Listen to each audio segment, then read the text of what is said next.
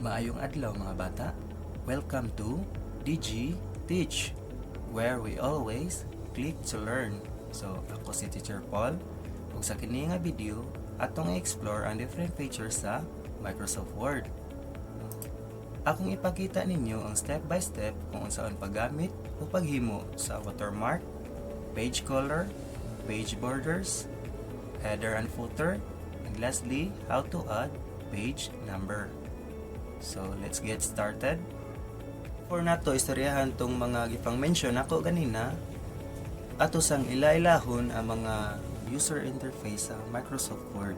So, kaning upper part mo ni ang gitawag og quick access toolbar. Ug kani mo ni ang title bar. So, kaning whole section kani diri mo ni ang ribbon, wherein na ang home tab, insert tab, format, design tab, layout, references, and so on.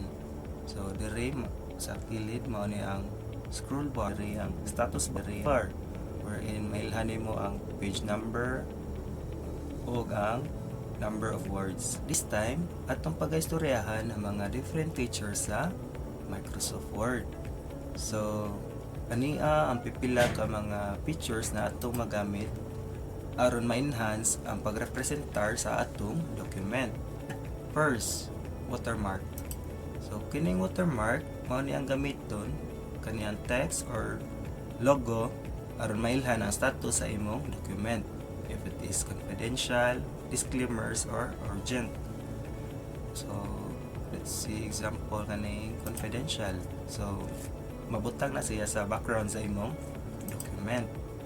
So, pwede pud nini mo siya ma-customize. So, custom lang ang watermark nga i-enter sa text.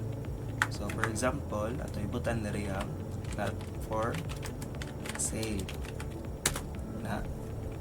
So mo-appear na siya sa imong background sa imong document. Let's move forward. So if ganahan ka na mausab ang page color sa imong document, i-click ra ni tapad sa watermark ang page color. So daghang kagapilian na color dire. So, mamili ra ka if ever sa imong ganahan. Naran sa daghang variations. So, i-click lang ang color. Yeah. So, automatically, mausab ra iyang color. This time, let's proceed sa page borders. Kaning page borders, magamit ni as decorative or functional frame sa atong document. So, diri sa page border, pwede nimo ma-customize ang style, iyang color, ang iyang thickness. So, atong buhatag example. So, example kanina style. Ang iyang thickness kay kini. So, just click ang OK or press ang enter. Na. So, mao na sa mga effects na pwede natong magamit. Pwede po din mo, if ganahan kag na design imong border, diri ra ka sa art. So, daghang kagapilian diri. May mga tanom, may heart, stars. So, atong example ani kay kaning heart. Na, click. Ang ibag-on, atong bag-on kay ganahan ta mas maklaro ang design. So, click ang okay. Na. Let's proceed kung saan nato pag-insert sa page number, header o footer. First, select some documents. I-click ang kaning insert tab. Dayon sa right side, makita kag page number o header and footer. So, diritas una sa page number, makita kag arrow down. Select the arrow down.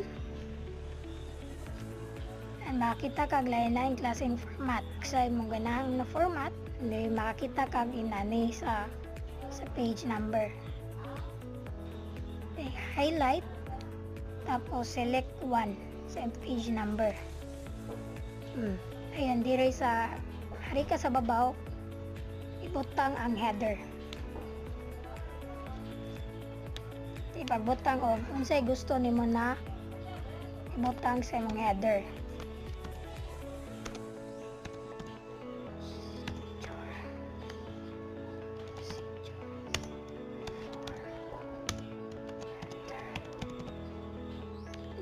kay same rasad sa ari sa imong footer.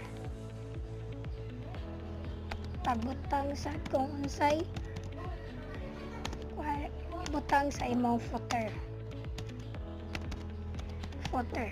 Ana kay page number, header, ug ang footer. Click nimo ang kaning view tab, ang reading view, and that's it. Makita na nimo ang imong header, nanakay header, nanakay footer, o page number.